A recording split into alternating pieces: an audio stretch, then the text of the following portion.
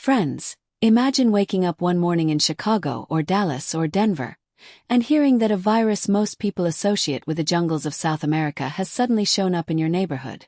Imagine the surprise, the disbelief, because these things aren't supposed to happen here, not in America.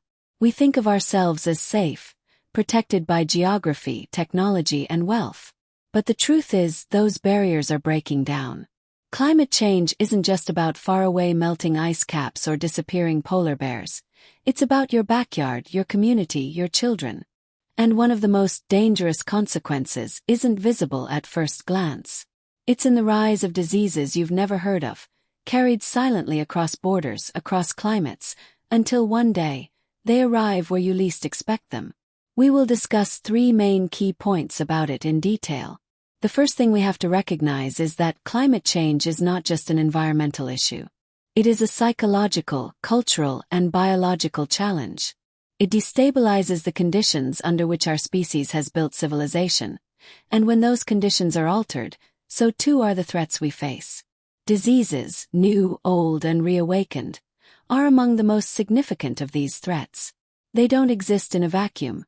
They exist in ecosystems, and when ecosystems shift, so do the pathogens within them. I want to walk you through 3 key dimensions of this problem, each of which reveals how deeply climate change and disease are intertwined, and why it matters for every one of us. The first is that warming temperatures are expanding the reach of disease vectors, mosquitoes, ticks, and other carriers of illness. For most of human history, tropical diseases were limited to tropical zones because the insects that carried them couldn't survive in colder climates. But as the planet warms, those natural boundaries are eroding. A mosquito that once could not endure the winters of southern Europe or the American Midwest can now establish itself there. And with it comes dengue fever, chikungunya, Zika, or the Mayaro virus, names that sound distant or exotic until they are suddenly in your neighborhood. There's a psychological element to this that's worth considering. Human beings tend to dismiss threats that are invisible or unfamiliar. We're very poor at imagining risks that don't yet exist in our personal experience. And yet, it's exactly these unseen threats that creep in under the radar, establishing themselves silently until they can no longer be ignored. The expansion of these vectors is not a future problem. It is happening now. And the tragedy is that by the time it becomes undeniable to the average citizen, the infrastructure of prevention will already be strained, and the cost of inaction will be far higher than the cost of foresight. The second point is perhaps even more unsettling: the release of pathogens from melting ice and disrupted ecosystems. For tens of thousands of years, glaciers and permafrost have served as nature's deep freeze, locking away organisms from eras long before modern humans. Now, as the Arctic warms at twice the global average, that frozen archive is thawing. Scientists have already revived microbes dormant for millennia. Most are harmless. But all it takes is one that isn't, one that humans have no immunity against, one for which no medical infrastructure exists, to alter the trajectory of entire populations. There's something profoundly humbling in this. We like to believe we are masters of the natural world, that we stand above it with our technology and our systems of knowledge.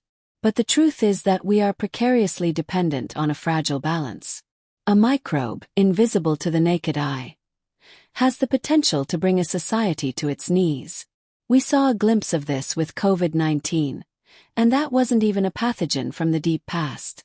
The release of ancient microbes is a reminder that the Earth contains forces older and more indifferent than us, forces that care nothing for our political debates or economic growth. They simply exist, waiting for the right conditions to emerge. Climate change is providing those conditions. The third point is the disruption of the boundary between humans and wildlife. As forests are cut down, as droughts force animals out of their habitats, as rising seas push people into closer quarters with ecosystems they never previously inhabited, the probability of spillover events rises dramatically. Ebola, SARS, Nipah virus. These are all products of such interactions. When animals are stressed, when they migrate, when they are pushed into new territories, they carry their pathogens with them. And when humans intrude into those territories, the invisible wall between species that has protected us for centuries weakens. The philosopher might say that this is a crisis of boundaries. Civilization depends on boundaries, between order and chaos, between health and disease, between the human world and the wild. Climate change erodes those boundaries.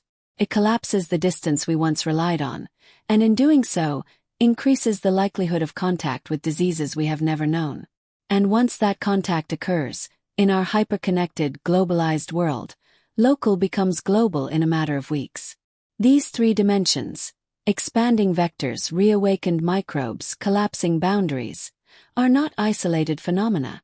They are connected threads in a single tapestry. And that tapestry is the new reality we inhabit. The psychological challenge before us is learning to see the unseen, to imagine the dangers that don't yet feel real, and to take responsibility for them before they arrive at our doorstep. Responsibility is the antidote to chaos.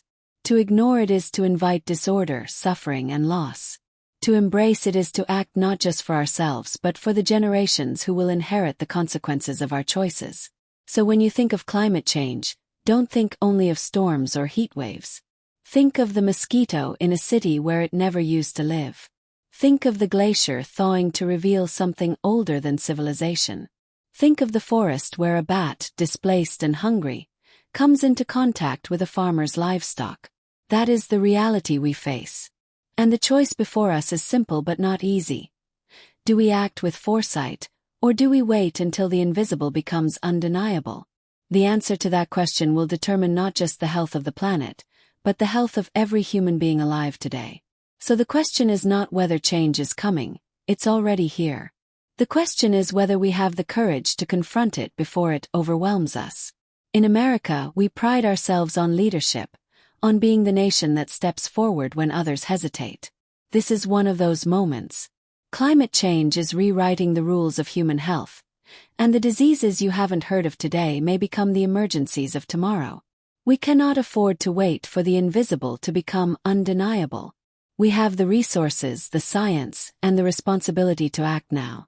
And the choice is ours, to lead with foresight, or to stumble blindly into crises we could have prevented.